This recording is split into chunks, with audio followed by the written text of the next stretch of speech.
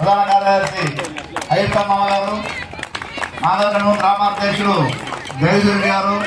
అమర్చిత పట్టణాధ్యక్షులు అరుణ్ కుమార్ గారు, ఆత్మకూరు కాంగ్రెస్ నాయకులు గంగమ్మ గారు,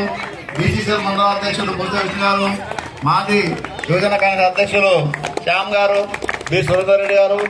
చిరంజీవి గారు, శంషీర్ గారు, అందరికీ ధన్యవాదాలు.